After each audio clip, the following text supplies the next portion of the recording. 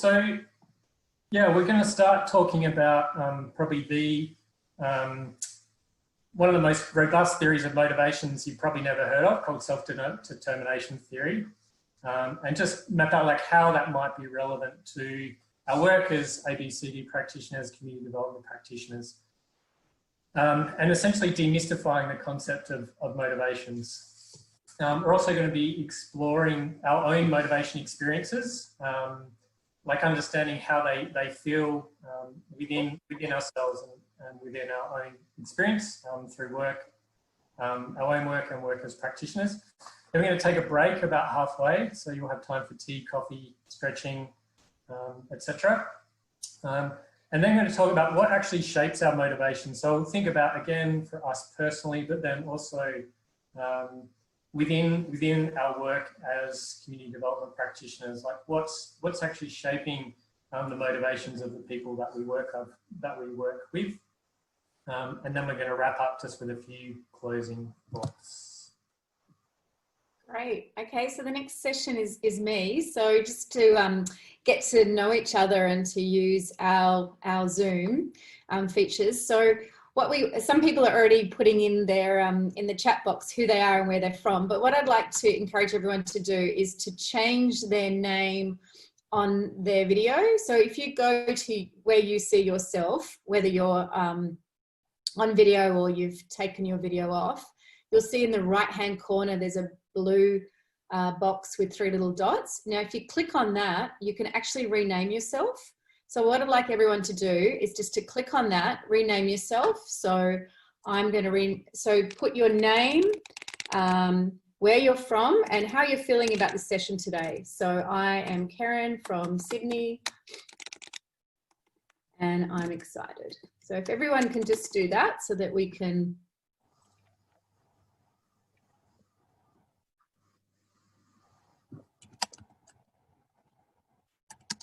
Great, I can see people are started to do that. So that's just a bit of a way to see and connect with each other a little bit easier as we go along as well. Fantastic.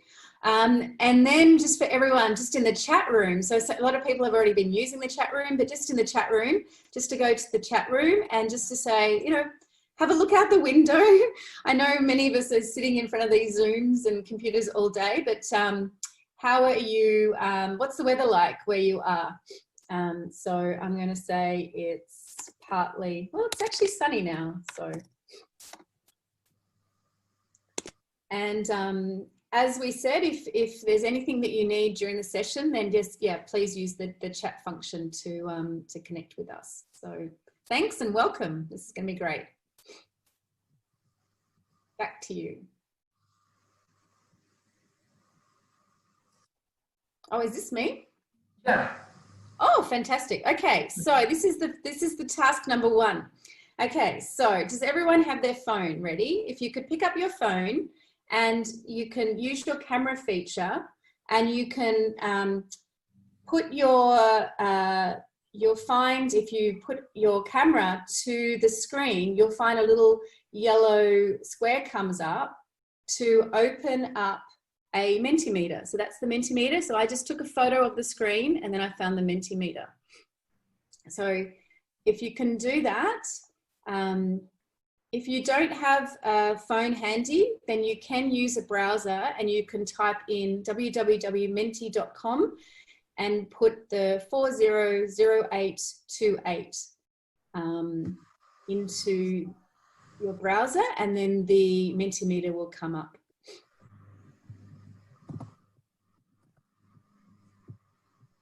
So you'll find here, you've got a series of questions to go through to answer.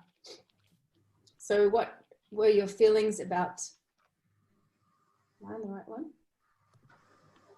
Yeah, this first, you may want to reload. Yeah, go ahead, Ian. Yeah, no, this one's ready. It should be, what has been your experience with ABC? Yeah. Sorry, I was showing the wrong one. What has been? So if you're having troubles and it's not accessing, if you shouldn't need to click or actually take the picture, just hold it up. And if it's not working, it means you don't have a QR code reader in your phone. Totally fine, no problem. Just go to the menti.com website. You can probably also still use this and enter code 400828. So there's two ways to do it. You can either use the QR code, which is that just squiggly lines in the middle, or the Menti website. And if it's not working, try reloading the web page. Menti.com. Or rescanning the code. Okay, so everyone.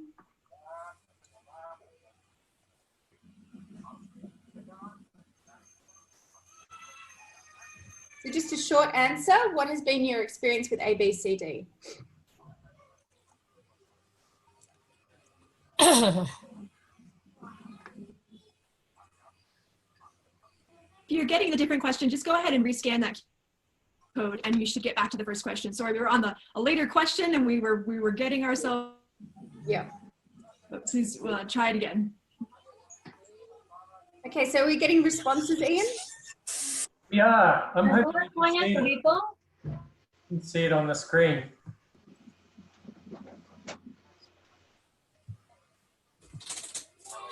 Ian, we can't quite see them yet. Are you able to share that screen? I thought I was. Let me do this again.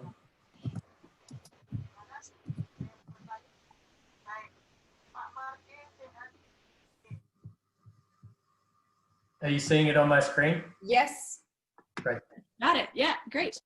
Great. So some people are typing their responses into the chat room, and that's fine. But if you can find the Mentimeter, then that's good as well.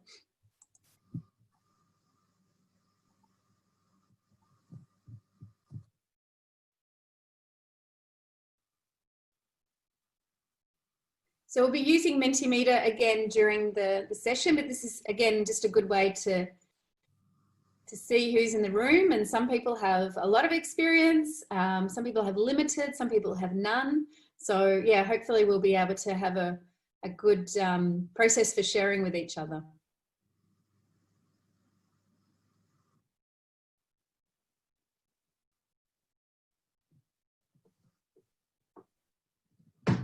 Oh, okay. Ready to move on, Karen? The next I think so, yep. Great.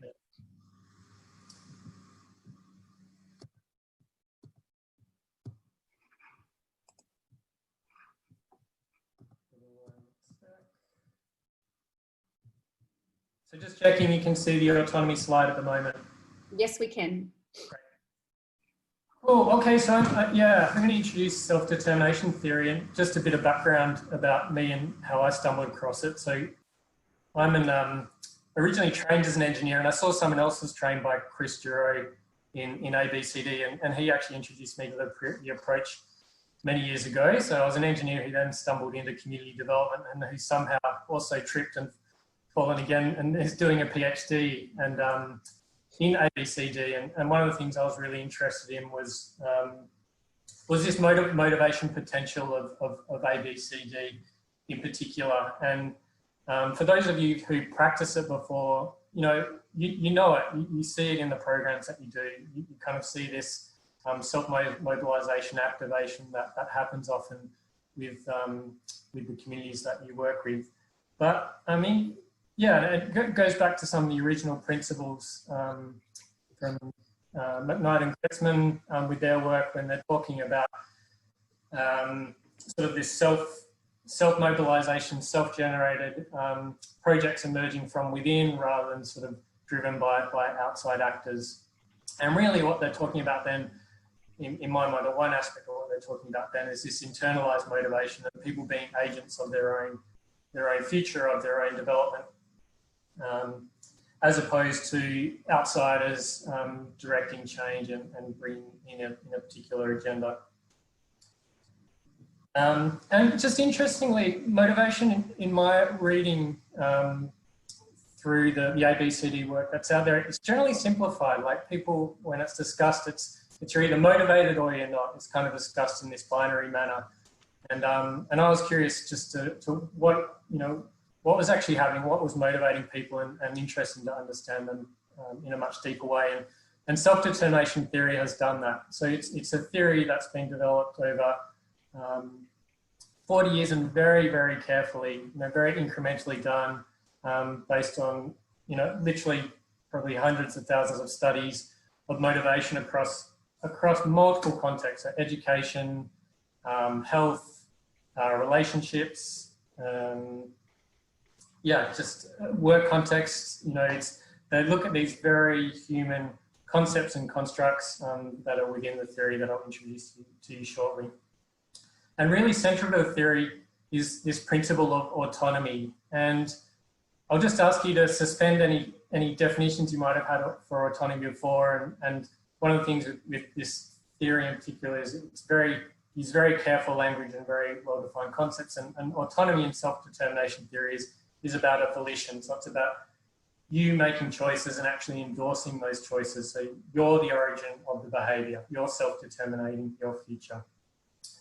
And some things it's not necessarily independence or freedom. So a lot of the times we'll give up our independence. We might choose to go to a doctor and ask them to take care of us, but we're doing that volitionally. So it's not necessarily independence and not necessarily freedom. It's about volition. And really also what it's in contrast is into feelings of feeling control or pressure or being, having agendas imposed into you. And I discovered Google Slides has got this neat little laser pointer. And so self-determination theory, they've moved away from this sort of binary definition of motivation of being, you're either motivated or where's my screen, motivated or demotivated. And that kind of traditional way of thinking about motivation is really talking about quantity. And what they've found through the work that many scholars have done is actually it's what's really important is actually the quality of motivations. And again, through numerous studies across numerous cultures and contexts, they've broken down motivation to broadly these 5 types, moving from low autonomy on the left to very highly autonomous motivations. Just make sure I'm checking everything here. And just to cut in really quickly, sorry, we're not seeing the same slide as you, so we're just seeing the wider presentation. Maybe you just want to check the share screen. Sorry. Okay, so you should be, let me go through this again. I'm hoping you see like 5 bubbles. No, yeah, not yet. We're just seeing, we are now. Great, perfect, thanks. Cool. Okay, excellent. So according to the theory, and as I mentioned these, a lot of you, I just kind of get you to recall kind of your own experience of these different motivation types. So at the very left, this is kind of how, in my mind, ABCD generally talks about people who are demotivated or experiencing helplessness. And in the theory, they call it amotivation. And that's a point where people have basically given up. They stopped caring. Either they didn't know how to do something, so they checked out, or they actually didn't care about it in the first place. So think about all those unnecessary and irrelevant community development projects that just stopped working as soon as the agencies left. That's when we're talking about amotivation. And then as we move to the right, we're slowly moving to these more internalized, more motivations that we feel within ourselves. But not yet. So the next one's external pressure. So now with external pressure, like people are still motivated. So external pressure refers to when there's an outside driver. So it might be a punishment or a reward or like a social pressure that's driving your behavior. So people are still doing in these instances, like people will still move, still do activities, but they're driven, most of the time their attention is directed to that external pressure. So an example I've got there, which I've heard from recent experience reviewing some work in Malawi, is people work when the donor or someone important is there, but once they've left, they're done. Like they're doing it for, or they're only doing it when the reward or when the punishment is in place. And the challenge is that once you remove that reward or punishment, the behaviour will stop.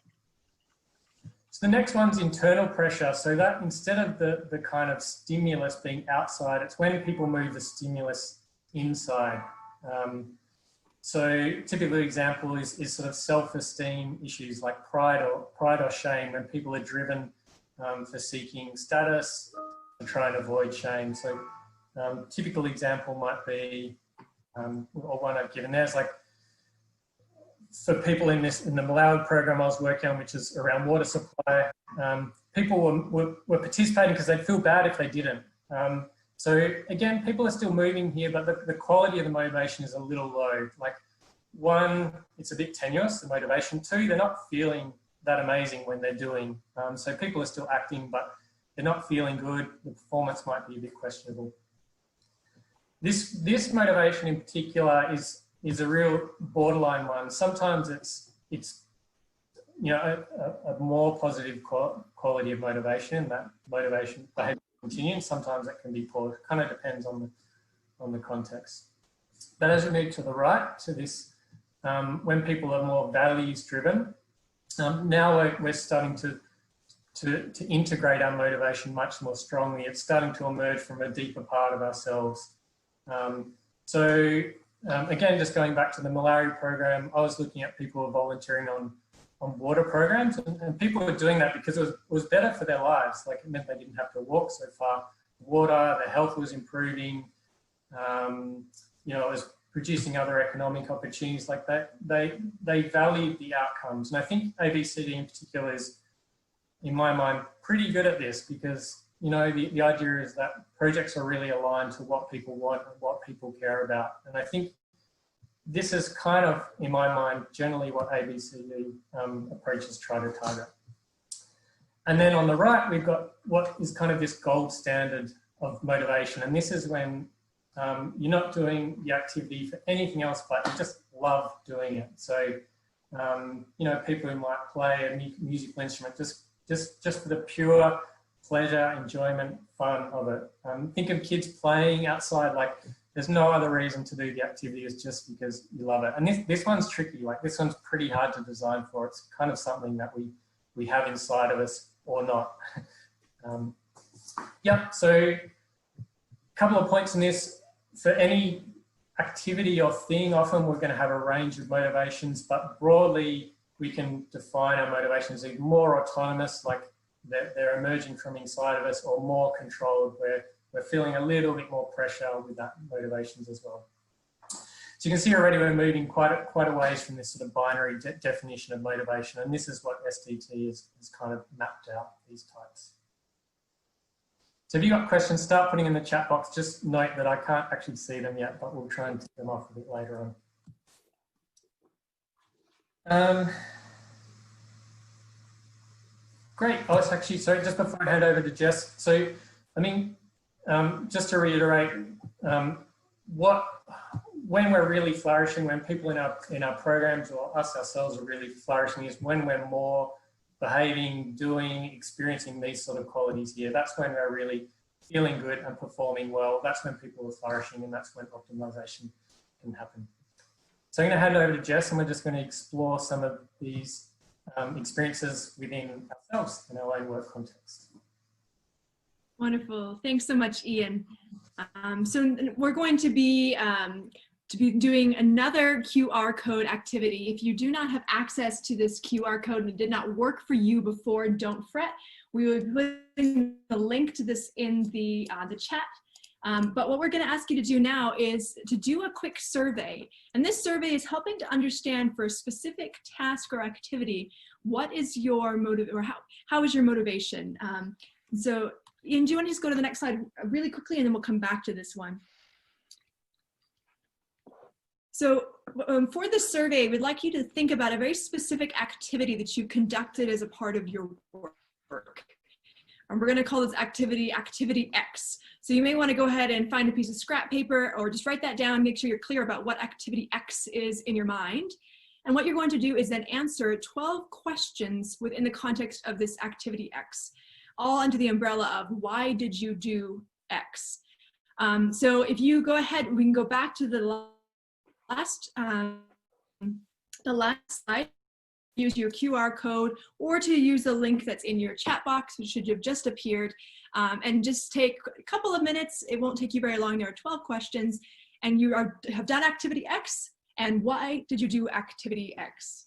All right, have fun. Let me know in the chat box if you have any difficulties, and I'm here to help.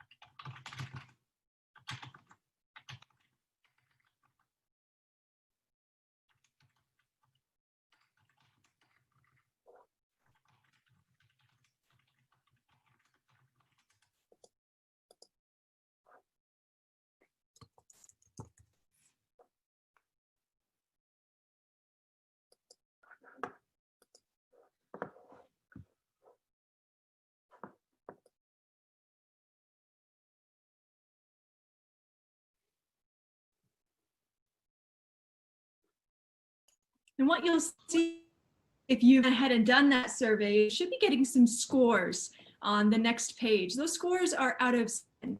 And so you can kind of get an idea about where your level of interest or pardon me, your motivation is around this activity. And so Ian, maybe if you want to just go back to the continuum again, just to show a little bit about what those different layers look like.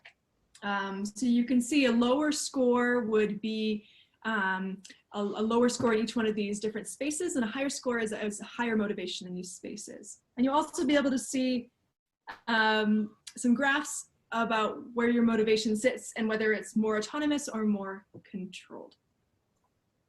And just to note that those are switched on the graph, so it'll be the opposite of the order in which you see them here if that's not clear.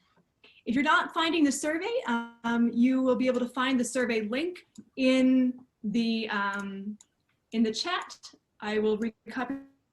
I've just pasted it again, Jess. Problem. This is not a. Oh, great. Thanks, Karen. Yeah, it's not a pressure situation, but it's just an idea of a way to quickly kind of tell where the motivation for this particular activity is sitting or falling, and it might be quite interesting. We're going to have a chance to talk about these more in detail as we go on throughout our discussion today, but it's just a good kind of starting position to find out about your activity X.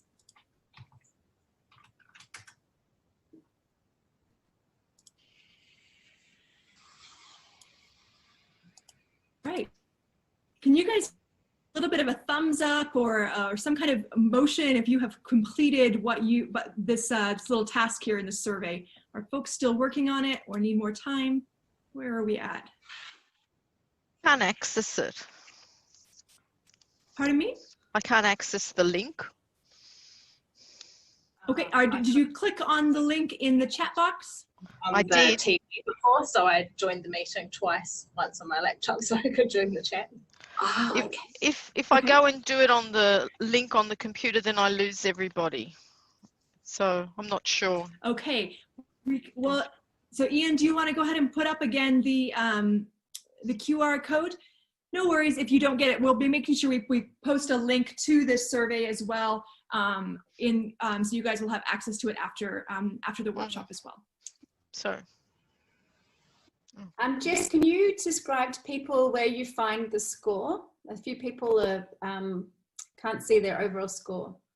Great, wonderful, yeah. So once you answered all of the questions, you're going to hit the next button, which is a little blue button on the bottom of the screen on the right-hand side. And once you've hit that next button, you're going to get a screen that has some scores out of 7. Yeah. And the higher the score, the more your motivation falls in that category. The lower the score, the less it does fall in that category. So for example, I got a score of autonomous score of 6 and a controlled score of 3, which means activity X that I was thinking of. Got some feedback. The activity that I was thinking of was definitely something that was more autonomous than it was controlled, for example. All right. Well, I think then what we'll do is we're going to go into some breakout rooms. So if we can go to the couple slides down, Ian. And the next one. Great. Yeah. So you're welcome to take a snapshot of this page with your phone. Again, we won't be able to see the slides once you get into your discussion group. So we asked you to have your phone ready, and you'll need it a lot. So take a picture of this slide if you don't mind.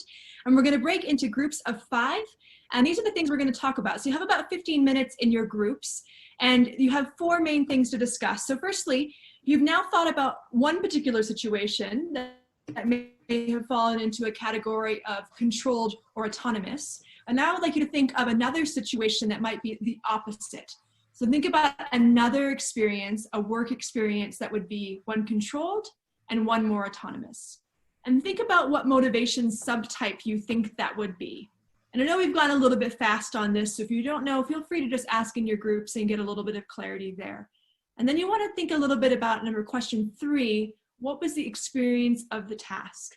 How did you think about it with yourself and others? How did you feel? What was the longevity of your motivation? What was the quality of your work? And you're going to discuss with your breakout rooms any kind of similarities or differences and what you've learned so far. We know this has been a whirlwind. We fully understand that, but hopefully your group mates are in the whirlwind with you. So I'd like to invite the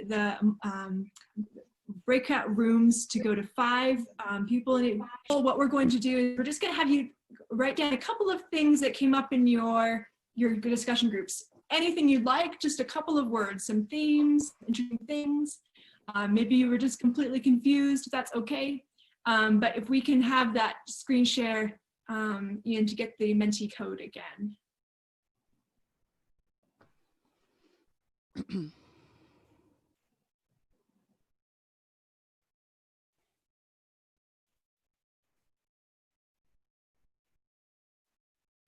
Yeah, so I've got 2 mentees. I've got this first one, and then I have this next one here. Where's the Menti code?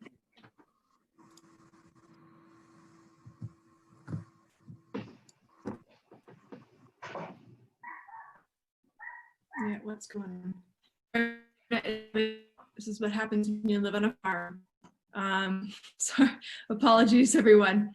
Well, okay, we'll do it. We're gonna do a different way. If you want to go ahead and type in the chat just some reflections, and go ahead and do that in the chat box. What are some of the things and the ideas that came up from your experience in your discussion groups? And we'll see if we can get Menti working here. Hey Jess, just question. There's only 3 Menti slides and 2 of them are mine coming up later. So am I missing something?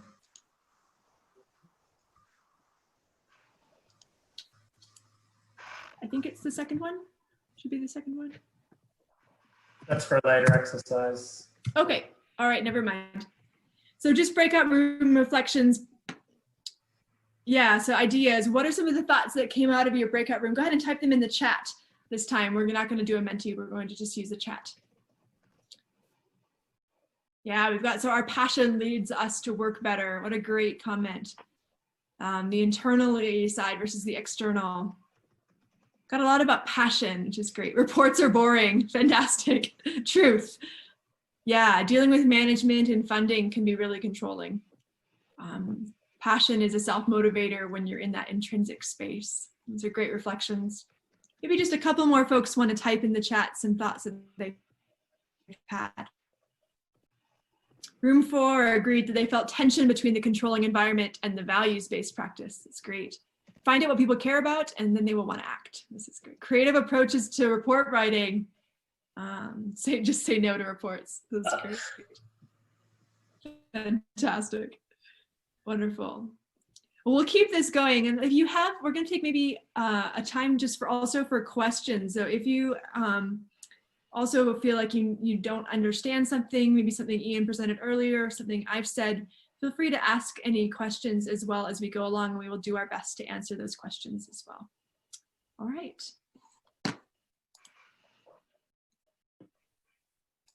And on that, I think what we're going to do, is this you, Ian, or me? This one? Yeah, we're going to take a time to have a coffee and tea break. So feel free if you want to have. Wonderful. I'm going to slowly bring us back in. We're going to have some folks, because I did say top of the hour, but we've got a lot of really cool things kind of happening in the chat. So I just wanted to kind of reflect on those and make sure that we see. We've been talking in the chat a little bit about language and how we frame things in our own minds is really important to how we are motivated to do things. And also when we're able to use our gifts and talents, then this is Fiona, this is really great. When we're able to use our gifts and talents, we feel valued and accepted and therefore are able to contribute. But when we're controlled or directed, we disengage. And I think that's a really valuable thing. And so we're going to be taking this kind of space where we've been thinking about our own personal lives. And then in our next session, start thinking about what it means for the work that we're doing. So we're going to make this little bit of switch, but we'll see in just a little bit here. So hopefully folks are kind of trickling back in, went to go to the bathroom, got a little bit of some tea, and we'll be ready to start here in. And there's a great example from some research on education, and when teachers felt more controlled, I'm going to read this because I don't know the stats by heart, but when teachers who are pressured for accountability, so the kind of things that we're talking about, they spoke twice as much in class, they gave 3 times as many instructions, criticised more than twice as often, and used nearly 3 times as many controlling words such as should with the children that they were teaching. And it had an effect. Like, I think we know this within ourselves, within the students. What happened, they felt controlled. They were much less creative in the task. Like they did the work, but they, it was generally to a much lower standard. It kind of lacked the creativity, and they just felt worse in those classrooms. So those teachers who had accountability pressures above them, those controls above them, they were then passing it down the chain. I might kick off just for part 2 and just have a quick recap of what we've covered already. So just reiterating why we're presenting on this. Like, one, we want to start demystifying what are some of the motivation, what's the motivation engine in ABCD, but also just to be aware of when we're working in whatever context, whether using ABCD or another community development context, that we kind of have a finger of the pulse of what's driving people within the program. And, sometimes no matter what our best efforts to create these autonomy supporting environments, there's going to be people who are there because of external pressures, feeling should-isms, must-isms, mustivation. I think I put in the box earlier, like they feel like they need to be there. And just having a finger on the pulse and being aware of that, in my mind, just means we can actually design better programs because we know what's driving people to do development within their own context.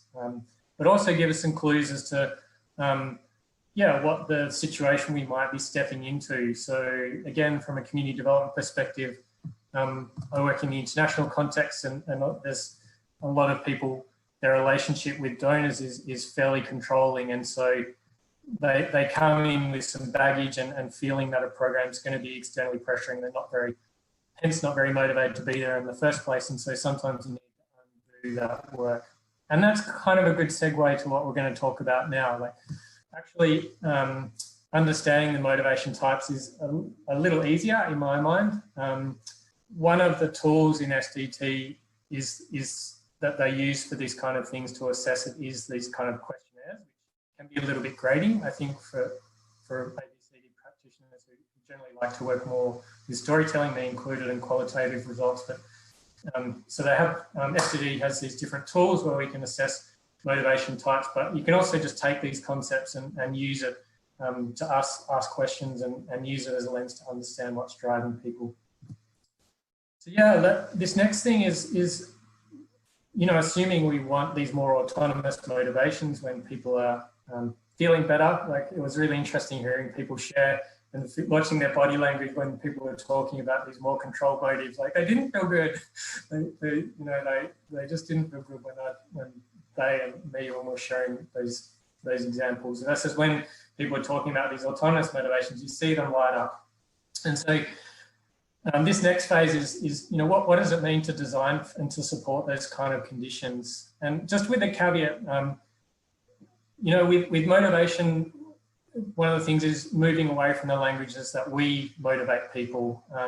It's really about creating conditions where people feel supported and find this intrinsic motivation. Like we have this growth wanting to be autonomously driven inside ourselves, and it's about creating those conditions to help that flourish. And similarly, not squashing some of those intrinsic motivations as well, because that can happen as well.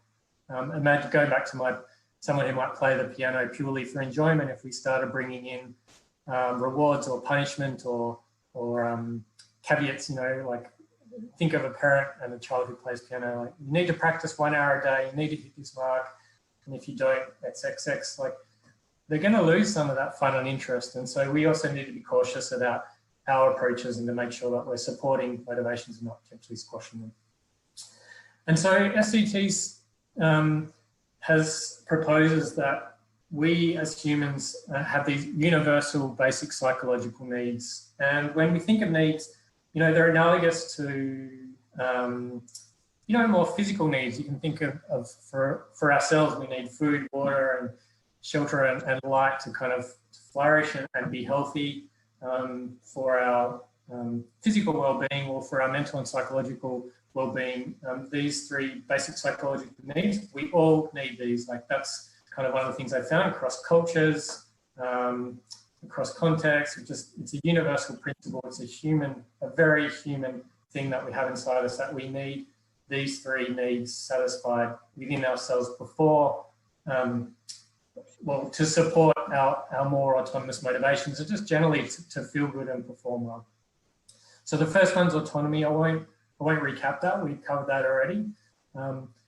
The second one within SDT is mastery. And so that's making sure that we, or that the people we work with, actually feel effective, that they've opportunity to use their capacities. And it was awesome seeing some people share that in the chat box already. That's what ABCD is great at. It's about using your gifts in the world, but also having the right type of challenge. Like, if things are too easy, we can lose interest. So it's these kind of slightly stretch goals where we can apply our capacity, where we can grow, where we feel effective, and we're supported in that.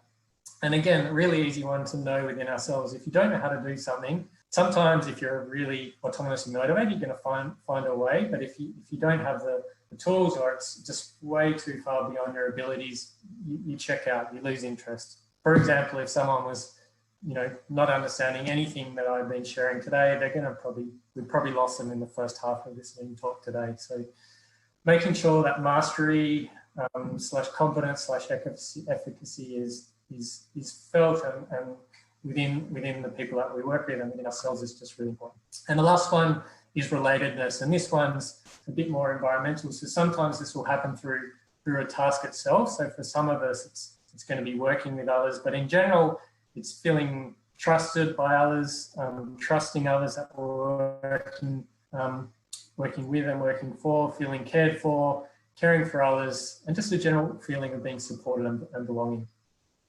And so when these three needs are met, at the very basic needs, then that's kind of a recipe where we can start to support these more autonomous motivations and flourishing.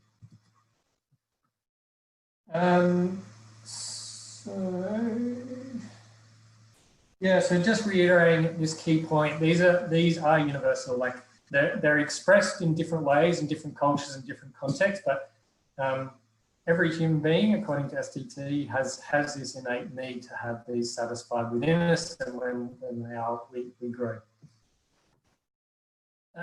This is generally how it plays out sort of within SDT, and just one part of how motivations play out.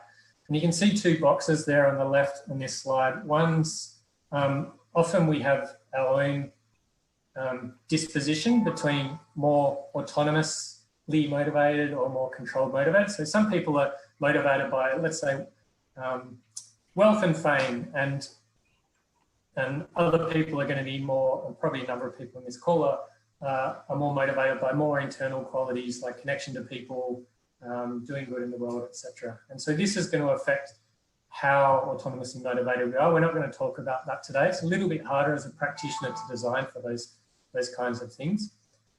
What we can do as practitioners is work on the environment, and an environment that supports these motivations. Typically the language is used is autonomy supportive or basic psychological needs supportive. Autonomy supportive is the usual language that's used, and it's contrasted to a controlling environment.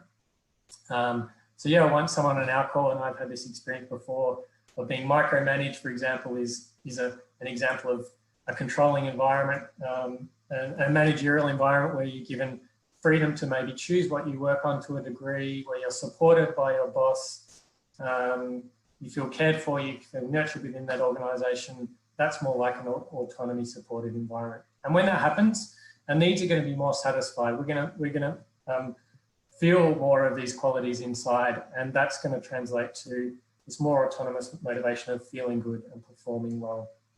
So again, just think about some of the programs that you might have been involved in the past and how they did or did not satisfy these needs by design.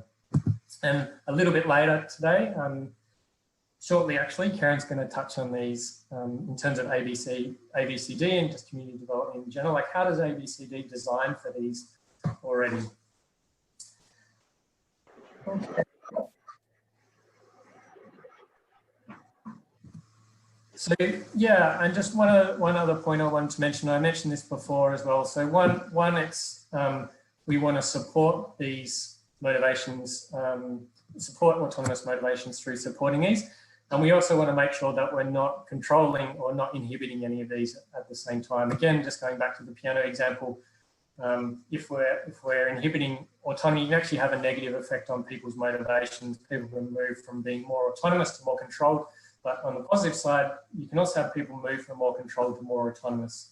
So again, you can imagine when you go to a new job or a new workplace, and there's all these there's often rules and ways of doing things that may be more external, but gradually over time, assuming your needs are satisfied, you may hopefully start to internalize it and start to value those as well. So motivations certainly aren't static, and that's sort of what these need supportive mechanisms are about also.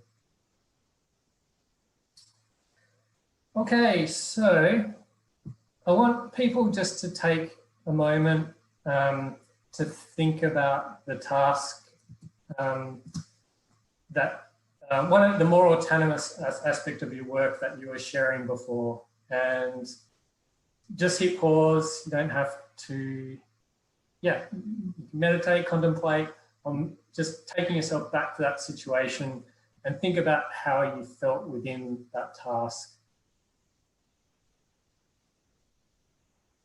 Just get a really vivid picture in your mind's eye. What was the task itself? Was it difficult? Was it challenging? Was it relevant?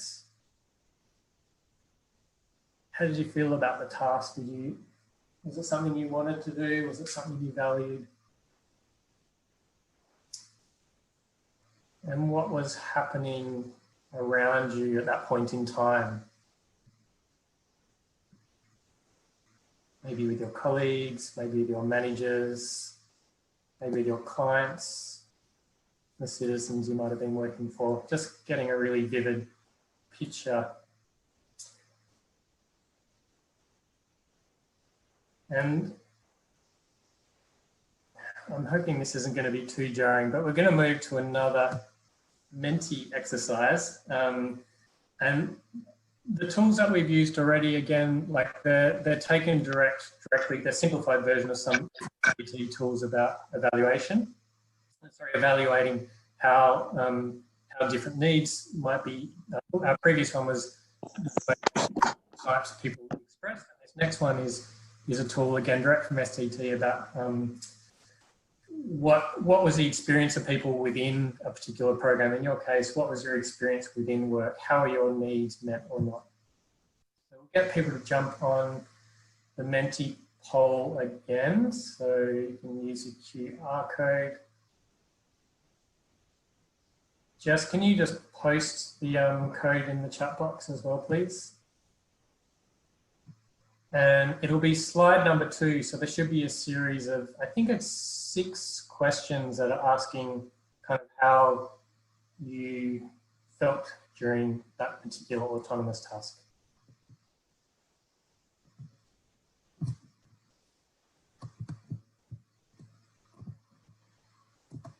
And if for whatever reason you don't have Menti, that's okay. Like I'm going to change just to show the screens in a moment, some of the results.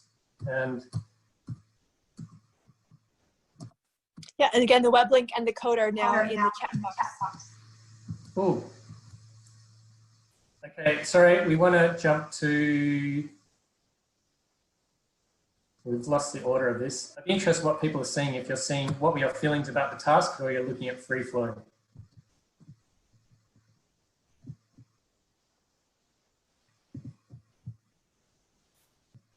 I have free flow. Okay, let's do free flow then. So this one is purely word association with that experience.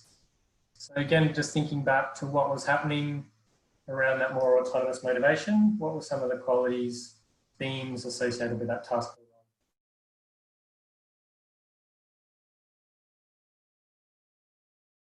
You should be able to put, I can't remember how many, I think I have 5 or 6 different entries, but just if you can keep it to 1 word per entry, that'd be great.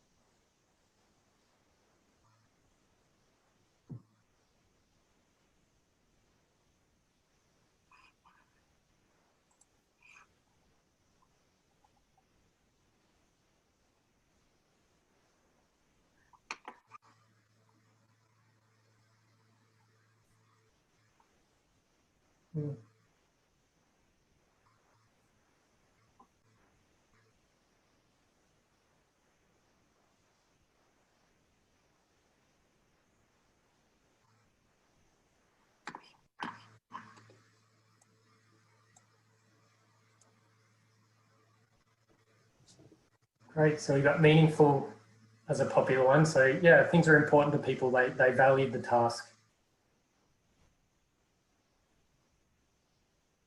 And probably personally would, the nature of that to me would be an expression of autonomy. Something was important to people. We've got some of the small ones that kind of, I would probably classify as more related. People felt connected, they felt supported, was helpful.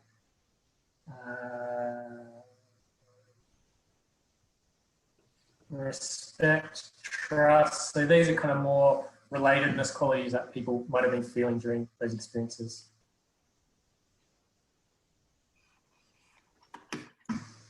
You know, it's interesting with these two, a lot of these kind of qualities, they're quite hidden.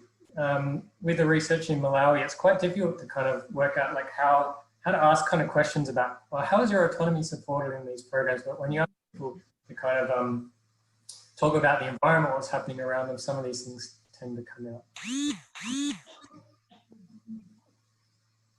An interesting sound.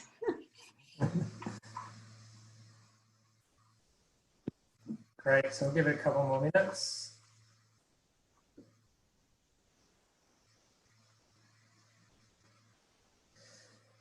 We're not going to do it today. It'd be really interesting to see what will come up with the more controlled example too that people felt as well. Mm.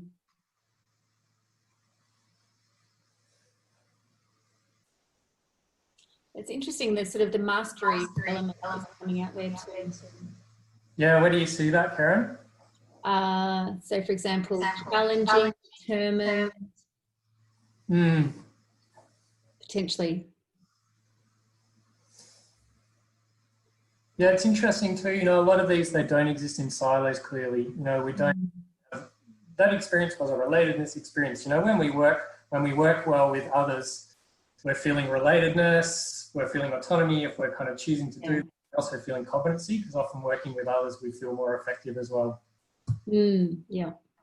You believed in, that was something that someone said.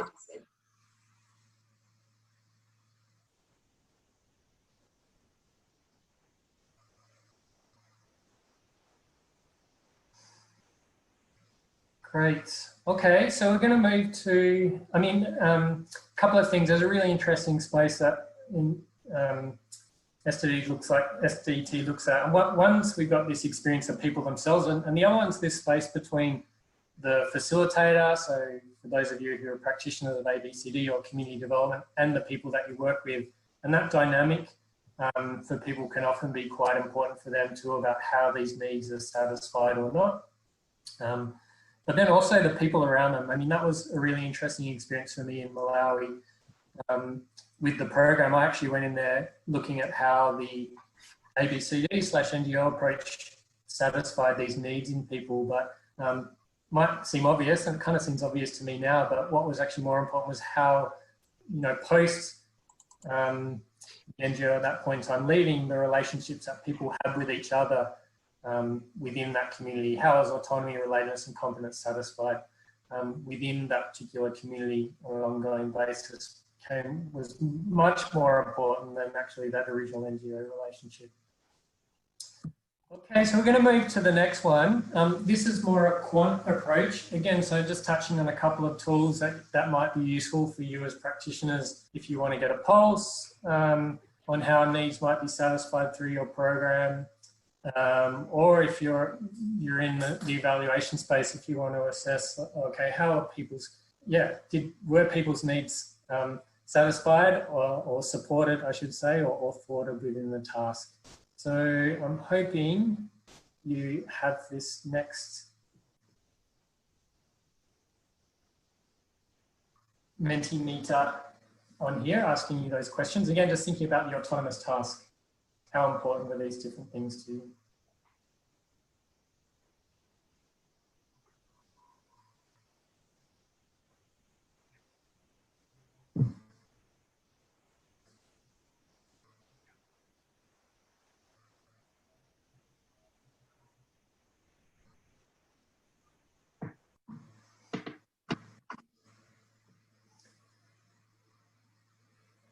So 10 people, just give a little bit of time for others to contribute.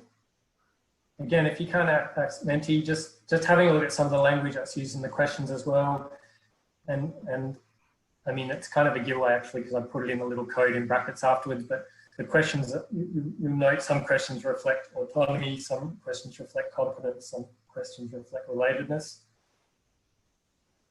Some questions reflect being more supported in those needs, and some questions reflect more being thwarted in them.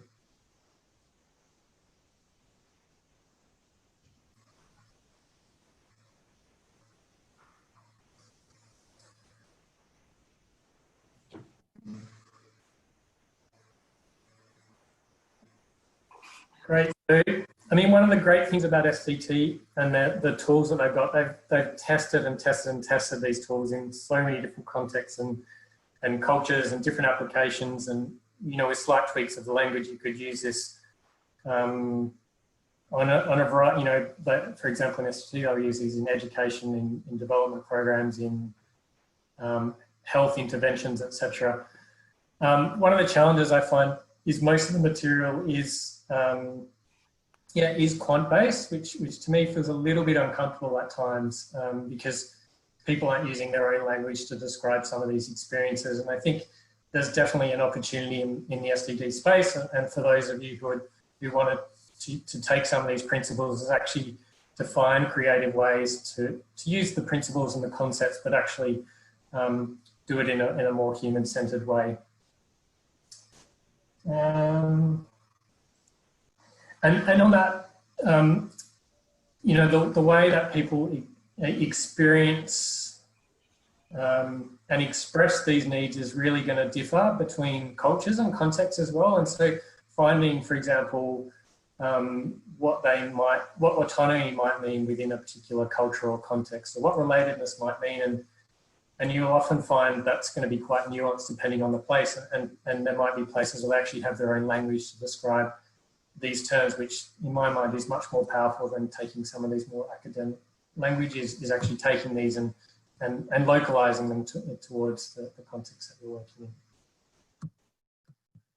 in. Okay, thank you for your responses there. I mean, clearly, I guess we can see in here these bottom three, I don't know if you can see my mouse pointer, are more around needs thwarting. And so we'd expect with our more autonomous motivations, yeah, the thwarting's probably going to be a little bit lower. Like we're not going to feel obliged or insecure. And these top three here are more kind of need supportive. And yeah, as expected, people felt those needs were more met in the autonomous experience. If we went back to more controlled examples, report writing, for example, you'd probably flip some of these as well.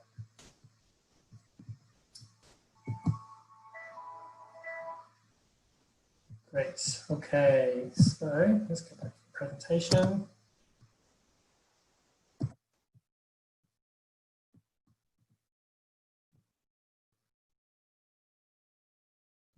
Okay, so I think that's me. I'm not going to deal with this at the moment. We'll come back to that later. So I think, Karen, is this you from here? Yeah, great. Well, it's me for a bit and then back to you. So yeah, thanks everyone. It's been highly engaging session and lots of participation. We're going to just do a bit of reflection. We've introduced quite a lot of new terminology, I imagine, for lots of people. And now what we want to do is consider some of these key concepts from STD to ABCD. So thinking about assets-based community development and thinking about your experience. We asked at the start of the session how much experience you had using ABCD. Some of you said nil, some of you said some of you said a lot. So now what we want to do is think about some of these terms that Ian has been talking us through in terms of the motivation types. You know, there was the controlled and then there's autonomous, and also talking about the psychological needs. So we have the autonomy, that sense of mastery, and also relatedness, and thinking about how ABCD engages with these motivations and these concepts of motivation. So what I'm going to ask you to do is we're going to go sort of question by question, because there's quite a lot to sort of take in.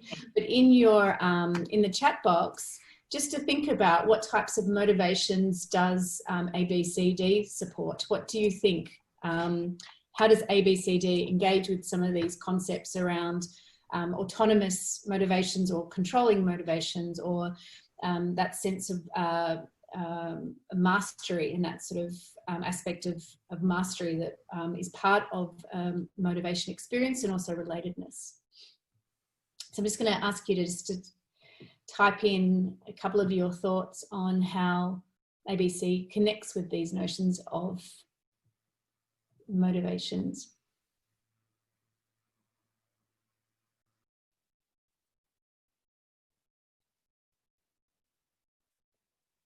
Yep, so people are writing in around the relatedness, so the connections that ABCD offers in terms of connectedness within communities, so that's really there. Another one talked about that sort of those personal intrinsic motivations, so at that on the continuum of autonomy was there as well. Creates personal agency, so again that's that connectedness to the personal value and why we act based on personal value. Also around the relationships, so it's really around that relatedness, which I think is really important as well. Strengths motivation. I think the one aspect of the strengths-based approach as well is the notion of mastery and its valuing of the inherent sort of strengths and assets that people have, capabilities, as someone wrote as well. So it's around recognizing that people have inherently some strengths, some assets, a sense of mastery that can be capitalized to go forward. Great. That's true. Whoever D. Brooks said, yes, once you've started, you can't go back. I wholly agree with you there. Great. So another question for you here is, what steps of ABCD especially support autonomous motivation? So I'm just going to put in the chat box again. I did have it in there, but I'll put it back in, which are all of the steps. Let me just find it again. So when we talk about assets-based community development, often we're referring to a number of different steps in that practice. So I'm just going to put back in the chat room these steps, and I'm referring to this book. I know there's lots of different books around assets-based community development, but this is the one I've had for quite a lot of years. So when they talk about the 5 steps, they talk about mapping assets, building relationships, mobilizing for economic development and information sharing, convening the community to develop a vision and a plan, and leveraging outside resources to support locally driven development. So when you think about those different parts of ABCD, where do you see some of these motivations and ways in which autonomous motivations as well as mastery and relatedness can be designed?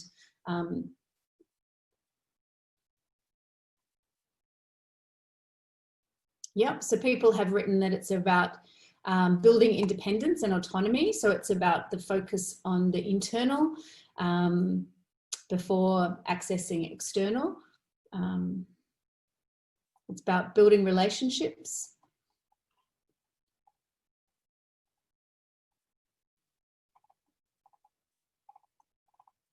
Where do you see mastery within the steps of ABCD?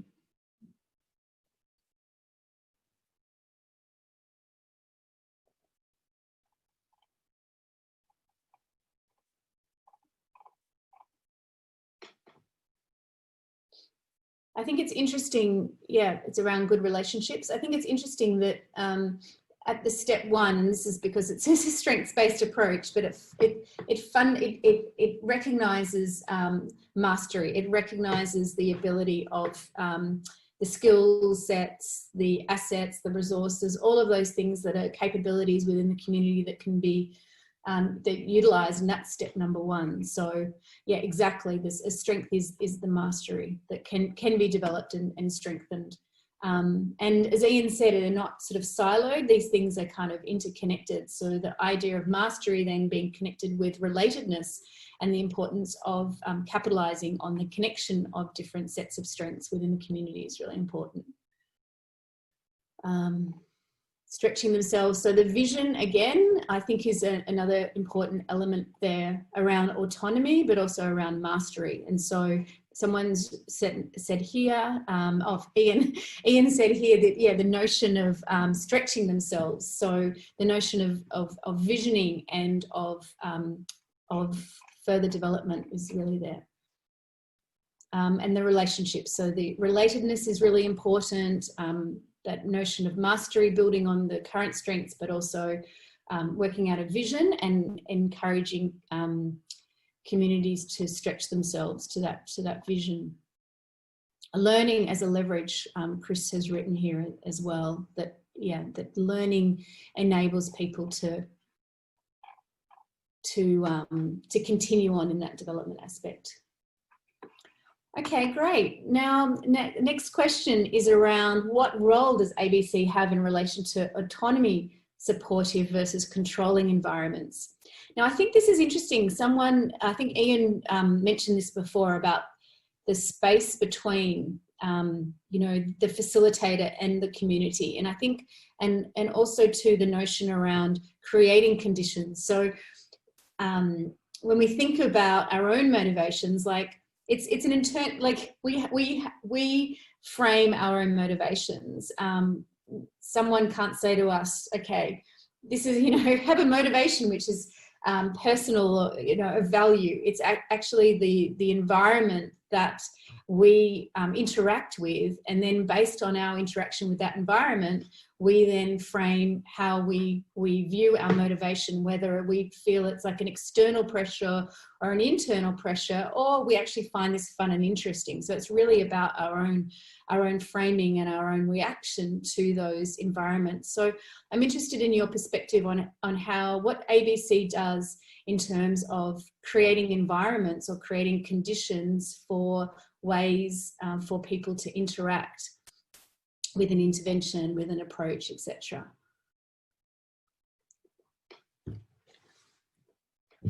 So what kind of environment do you think ABCD offers for different motivations?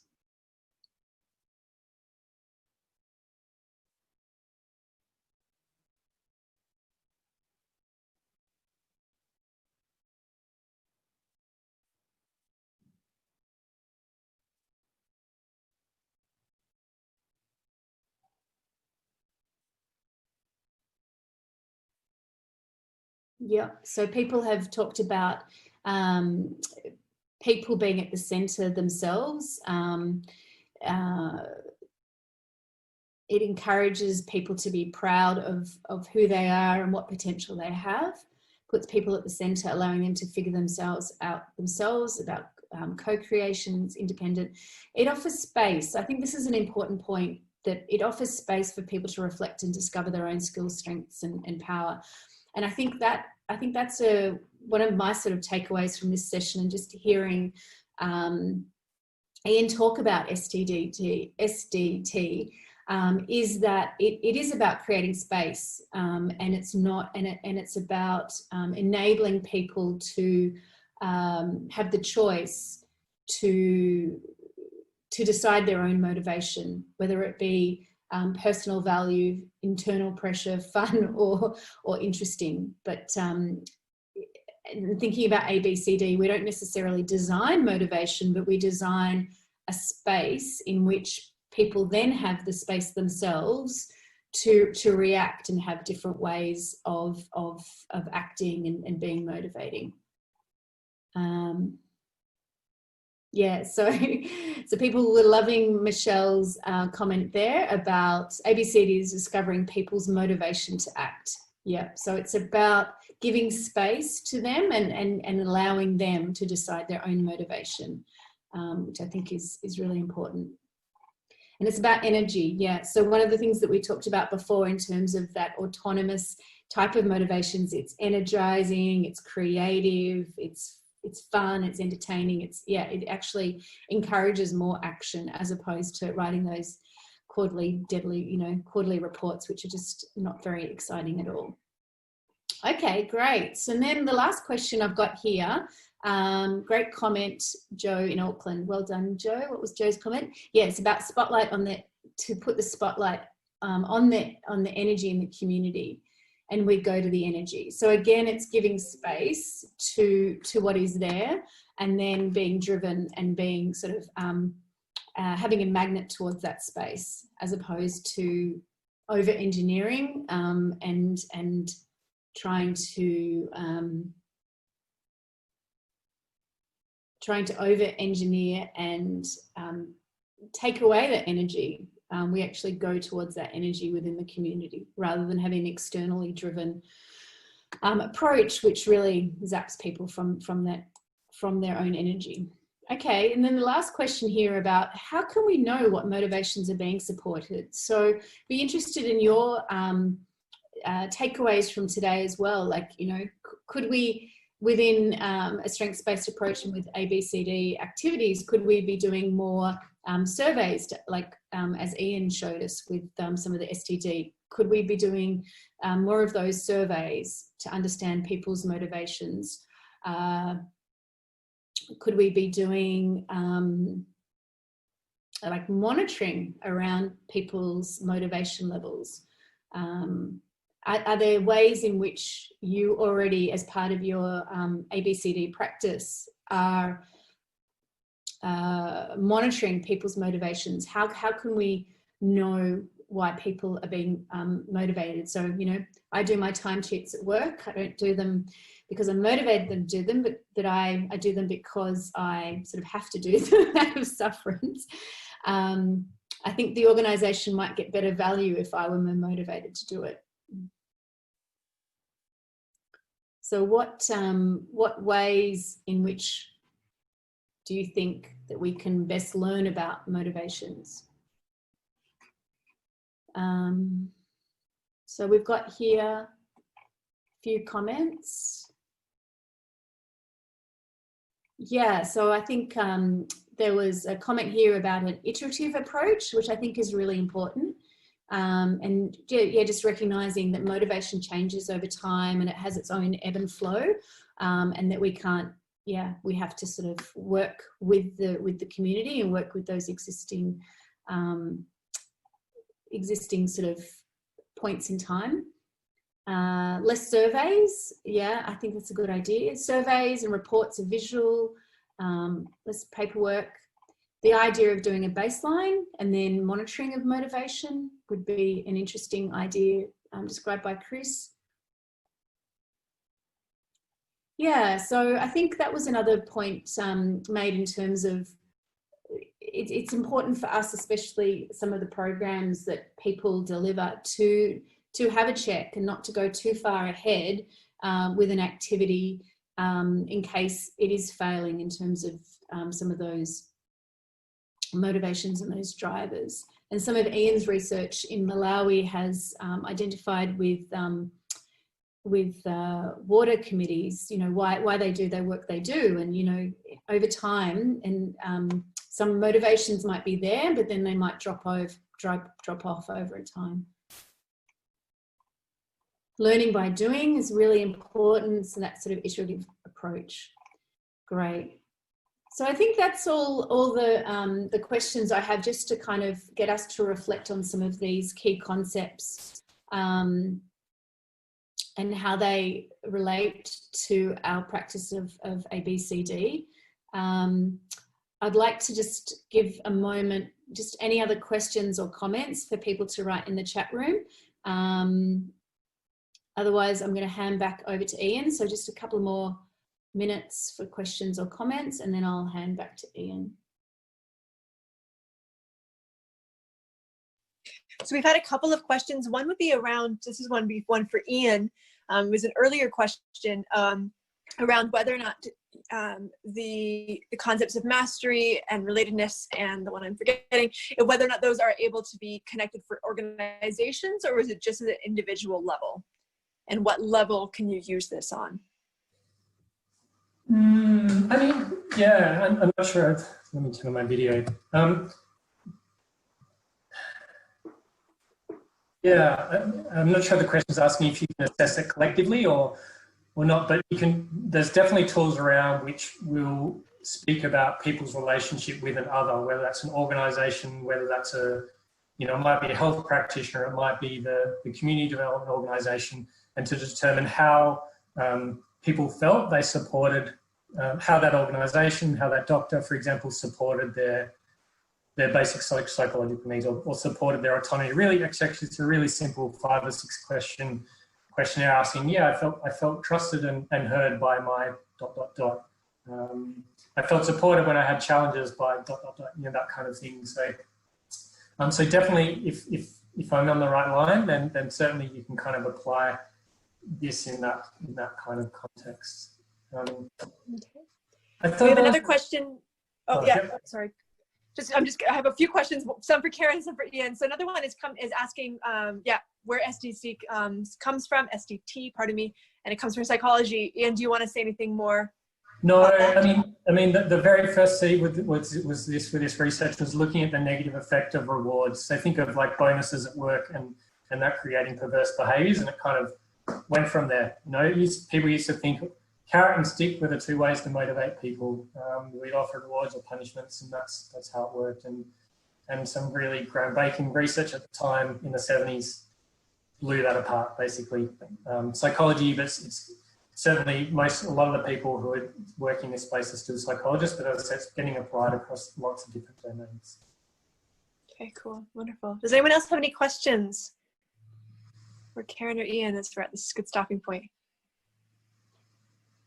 I had a bit of a thought bubble, and actually I think I'm next anyway, so I'll just continue on if that's okay. It's just interesting hearing about some of the things that people are posting, and I'm hoping a lot of this theory, people are like, yeah, that's obvious, which is great, because that's what a really good theory should do. It kind of takes these fairly amorphous concepts like motivation how it might happen, and breaks it down into things that hopefully we can, you know, a bit more tactile, that we can understand a bit better within our work.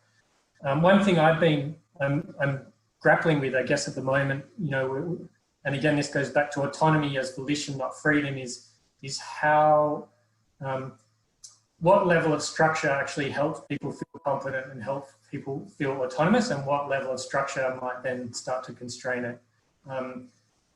And that's kind of an open question. I'm just going to put that there, but that's just something that I'm kind of grappling with at the moment. Like, autonomy definitely doesn't mean no boundaries. No boundaries. Think of a child. If you have no rules at all, do what you want. It actually brings chaos rather than a sense of competency or a sense of choice. And so finding kind of this balance in terms of structure that helps people feel confident, helps them make choices, I think one of the challenges for practitioners, that right mix without encroaching on their choices. Okay, so we're here at the end pretty much. So I just want to recap what we've covered and just draw again, hopefully, some relevance back to our work as practitioners. And I mean, the beauty about this theory is also understanding ourselves as well. I'm hoping you've got a good idea of why motivation, I'll just turn off the chat box because of why motivation matters. And just going back to originally with ABCD, you know, often it's described in these binary terms in literature as people are demotivated or motivated, but within that motivated spectrum, there's all these different qualities of motivation, and the quality of motivation matters. Like, it's important for our work, for people actually achieving the change they want, and actually persisting with that change as well, because the more autonomously motivated people are, the more persistent they're going to be. They're going to feel better, they're going to do better. So yeah, it has, yeah, so I think some really great relevance to what we want to do with ABCD, and a really, in my mind, a beautiful overlap of what a lot of us are doing already, but hopefully giving us some good frameworks to understand what's happening with some of those, this quite intangible, or hopefully not more tangible, constructive motivation. So within that, we spoke about those different motivation types: A motivation, external, carrot, that's the carrot and stick, internal pressure, so doing things out of pride or shame, to more value-based motivation, to the fun and intrinsic. We also got to test some of the tools that are used currently in SDT. Again, they're almost exclusively questionnaire-based, but you can hack them using some of these concepts and maybe run some creative exercises. But the tools are out there if you are interested in what motivation types people might have at the start or at the end of your programs. We drank tea and coffee, hopefully, in the middle of the break. And then we also, after that, we spoke about like how might some of these more flourishing states, these more autonomous motivations, be supported? Like, what at a very basic level is that? What does that look like? And there's a number of activities, like people are listing loads of different ways you can operationalize these principles, but what's happening at the heart of those is that people are feeling a sense of autonomy, satisfaction, relatedness satisfaction, and competence, mastery satisfaction as well. And just reminding, they're universal. The more, for me, like, I'm really trying to get into headspace, these are needs. Like, if our programs aren't supporting those, it's like you're depriving someone of the food and water. Like, they're needs that are important for people to flourish, so they need to be on our radar. We also had a little tool that we might measure them. We have one qualitative tool. We have that little 6-question survey asking how needs were satisfied during those tasks. And then finally, we brainstormed and shared how ABCD already actually might support those motives. Yeah, that's some amazing stuff that it's a bit hard to do too many things at once, but I'm really looking forward to going back and looking further on the chat box. So a couple of things before we wrap up. We're probably going to finish 5 minutes early, which should be great.